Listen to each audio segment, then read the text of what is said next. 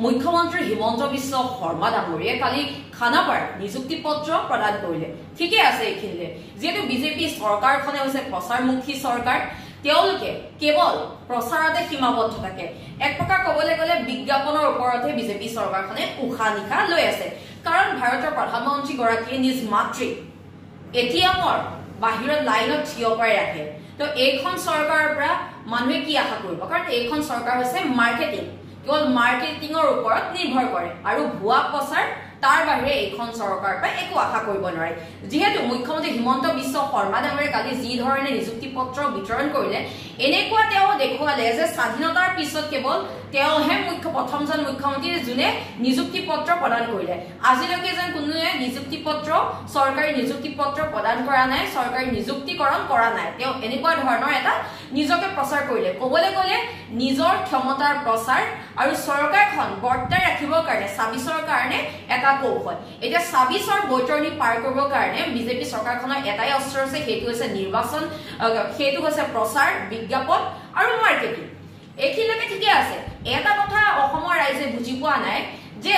নিযুক্তি পত্ৰ যে দিলে খানাপাৰাত যে ডাঙৰ পেণ্ডেল দিলে সেই পেণ্ডেলত বা কিমান খৰচ হৈছে বাৰু সেইখিনিলে নাযাওঁ কিন্তু এইটো জানিব বিচাৰিছো যে নিযুক্তি পত্ৰটো ডাক যোগে বা অনলাইনে দিব পাৰিলেহেঁতেন নিযুক্তি পত্ৰখন কোনোবা এজন ব্যক্তি বা যুৱতীয়ে যেতিয়া ল'বলৈ আহিব গুৱাহাটীলৈ তেতিয়া অহা যোৱা খৰচ সেই ব্যক্তিজনৰ লগত আৰু দুজন ব্যক্তি আহক তেওঁলোকৰ অহা যোৱা খৰচ থকাৰ খৰচ এইখন চৰকাৰে জানো বহন কৰে কাৰণ চৰকাৰী চাকৰি দিয়াটো চৰকাৰৰ কৰ্তব্য হয় তেওঁলোকে দিবই লাগিব কিন্তু এই চৰকাৰী চাকৰি দিয়াৰ নামত নিযুক্তি দিয়াৰ নামত এনেদৰে ৰাইজক কিয় হাৰাশাস্তি কৰে এইখন চৰকাৰে কেৱল প্ৰচাৰ প্ৰচাৰ আৰু প্ৰচাৰ তাৰ বাহিৰে এইখন চৰকাৰৰ আৰু একো নাই এতিয়া যেহেতু কালি খানাপাৰাত নিযুক্তি পত্ৰ প্ৰদান কৰিলে কিন্তু নিযুক্তি পত্ৰ প্ৰদান কৰিয়ে সংবাদ মাধ্যমত মুখ্যমন্ত্ৰী হিমন্ত বিশ্ব শৰ্মা ডাঙৰীয়াই প্ৰয়াত তথা প্ৰাক্তন মুখ্যমন্ত্ৰী তৰুণ গগৈ দেৱক লৈ কিছু তৰল মন্তব্য কৰিছে মুখ্যমন্ত্ৰী হিমন্ত বিশ্ব শৰ্মা ডাঙৰীয়াই প্ৰাক্তন তথা প্ৰয়াত মুখ্যমন্ত্ৰী তৰুণ গগৈ দেৱক লৈ তেখেতে কৈছিলে যে কংগ্ৰেছৰ দিনত হেনো মুখ্যমন্ত্ৰী হিমন্ত বিশ্ব শৰ্মা ডাঙৰীয়া শিক্ষামন্ত্ৰী হৈ থকাৰ সময়ত মোক কয়লা ধৰালৈ মাতি আনি মুখ্যমন্ত্ৰী তেতিয়াৰ মানে তৰুণ গগৈ ডাঙৰীয়া হেনো নিযুক্তি বন্ধ কৰিবলৈ দিছিল কিয়নো দিল্লীৰ পৰা মাদানী আহি নিকা নিযুক্তিত আপত্তি কৰিছিল যদি প্ৰয়াত মুখ্যমন্ত্ৰী তৰুণ গগৈ দেৱে আপোনাক যদি বাধা দিছিল তেনেহলে আপুনি কিয় তেতিয়া পদত্যাগ নকৰিলে ৰাইজৰ স্বাৰ্থত যুৱক যুৱতীৰ স্বাৰ্থত আপুনি কিয় পদত্যাগ নকৰিলে আপুনি দেখোন ভৰি ধৰি চৰণ চুই দেখোন আপুনি ভৰি চেলেকি আছিলে কিহৰ কাৰণে আপুনি ভৰি চেলেকি আছিলে সেইটো টাইমত আপুনি যদি ইমানেই সৎ ব্যক্তি হয় তেন্তে আপুনি তেতিয়া কিয় মন্ত্ৰিত্ব ত্যাগ নকৰিলে আপোনাৰ কি লোভ আছিলে নেকি নে যদি লোভ নাছিলে কিয় মন্ত্ৰিত্ব ত্যাগ নকৰিলে আপুনি যদি ইমানে পবিত্ৰ ইমানে যদি দুৰ্নীতি পৰায়ণ এজন ব্যক্তি হয় আৰু আপুনি লগতে কি কৈছে যে মাদানী আহি নিকা নিযুক্তিত আপত্তি কৰিছিলে কাৰণে তৰুণ গগৈ দেৱে আপোনাক নিযুক্তিত বাধা দিছিলে তেনেহলে আপুনি কিয় তেন্তে পদত্যাগ নকৰিলে মাদানীৰ আশীৰ্বাদ আপোনাকো দৰকাৰ হৈছিলে নেকি মাদানীৰ আশীৰ্বাদ ৰাজনৈতিক আপোনাৰ যিখন গাড়ী সেই গাড়ীখন চলাবৰ কাৰণে মাদানীৰ আশীৰ্বাদ আপোনাৰ দৰকাৰ হৈছিলে নেকি যাৰ কাৰণে আপুনি এইবিলাক দেখি শুনিও আপুনি চকুমুদা কুলিৰ ৰূপত আছিলে কিয় এইবোৰ অন্যায় তেন্তে চাই আছিলে কিয় আপুনি মাত নামাতিলে কিহৰ কাৰণে আপোনাৰ সৎ সাহস নোলালে এতিয়া যে আপুনি কৈছে যি গৰাকী প্ৰাক্তন প্ৰয়াত মুখ্যমন্ত্ৰী তৰুণ গগৈ দেৱ কায়িকভাৱে আমাৰ মাজত নাই সেই ব্যক্তিগৰাকীক আপুনি বাৰে বাৰে টানি আনি পেলাই এনেদৰে অপমান কিয় কৰিছে আপোনাৰ পৰা কি আশা কৰিব পাৰি আপুনি নিজৰ পিতৃকে কৈছিলে যে মোৰ দেউতাই পাপ কৰিছিলে মোৰ দেউতাই পাপ কৰাৰ কাৰণে কৰ্কট ৰোগত আক্ৰান্ত হৈছিলে এয়া হৈছে আপোনাৰ বক্তব্য আপুনি কৈছিলে সংবাদ মাধ্যমত যে মোৰ দেউতাই পাপ কাম কৰাৰ কাৰণে কৰ্কট ৰোগত আক্ৰান্ত হৈছিলে যোনে নিজৰ পিতৃকে এনেদৰে সমজুৱাকে ক'ব পাৰে পাপ কাম কৰিছিলে বুলি পাপ কাম কৰাৰ বাবে কৰ্কট ৰোগত আক্ৰান্ত হৈছিলে বুলি তেনেহলে প্ৰয়াত মুখ্যমন্ত্ৰী তৰুণ গগৈ দেৱক এনেদৰে মিছা অপবাদ যে নিদিব এই মুখ্যমন্ত্ৰী হিমন্ত বিশ্ব শৰ্মা ডাঙৰীয়াই তাৰ কি মানে আছে কাৰণ মুখ্যমন্ত্ৰী ডাঙৰীয়া ৰাতিপুৱা শুই উঠাৰ পৰা ৰাতি শুৱালৈকে মিছাতে চলে তেওঁ মিছাৰ বাহিৰে অন্য একো দেখা নাপায় মুখ্যমন্ত্ৰী ডাঙৰীয়াৰ লগতে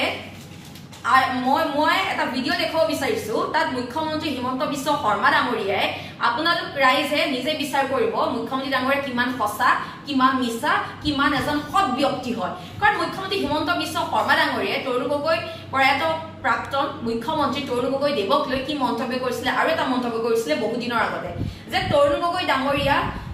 তৰুণ গগৈ ডাঙৰীয়া আকাশ সমান অৱদান তাক অসমৰ ইতিহাসতো তাক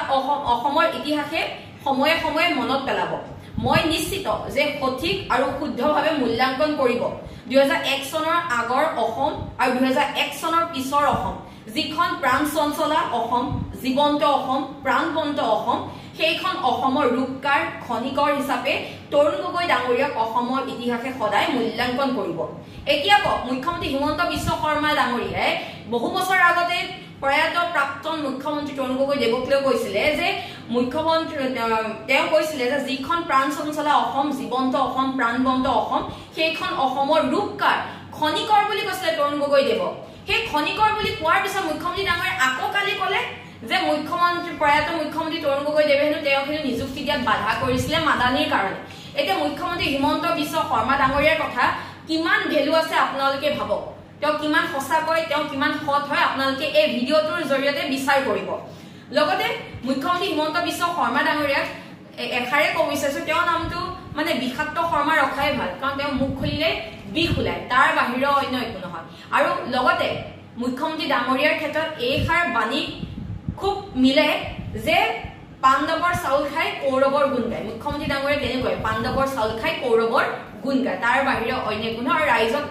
লৈ অনুৰোধ থাকিলে যে এই ভিডিঅ'টো চাওক মুখ্যমন্ত্ৰী হিমন্ত বিশ্ব শৰ্মা ডাঙৰীয়াই কালি যি ধৰণে প্ৰয়াত প্ৰাক্তন মুখ্যমন্ত্ৰী তৰুণ গগৈ দেৱক লৈ কৈছিল যে নিযুক্তিত হেনো তৰুণ গগৈ দেৱে বাধা প্ৰদান কৰিছিলে তাৰ পিছত আকৌ বহু বছৰ আগত কৈছিলে যে ৰূপকৰ খনিকাৰ বুলি কৈছিলে তৰুণ গগৈ দেৱক অসম নিৰ্মাণৰ তো আপোনালোকে বিচাৰ কৰক যে মুখ্যমন্ত্ৰী হিমন্ত বিশ্ব শৰ্মা ডাঙৰীয়া কিমান সঁচা কিমান মিছা কিমান সঁচা কথা কয় কিমান মিছা কথা কয় কিমান সৎ ব্যক্তি তৰুণ গগৈ ডাঙৰীয়াৰ আকাশ সমান অৱদান তাক অসমৰ ইতিহাসে সদায় মই নিশ্চিত যে সঠিক শুদ্ধভাৱে মূল্যাঙ্কন কৰিব 2001 চনৰ আগৰ অসম আৰু 2001 চনৰ পিছৰ অসম যিখন প্ৰাণ চঞ্চলা অসম জীৱন্ত অসম প্ৰাণবন্ত অসম সেইখন অসমৰ ৰূপকাৰ খনিকৰ হিচাপে তৰুণ গগৈ ডাঙৰীয়াক অসমৰ ইতিহাসে সদায় মূল্যাঙ্কন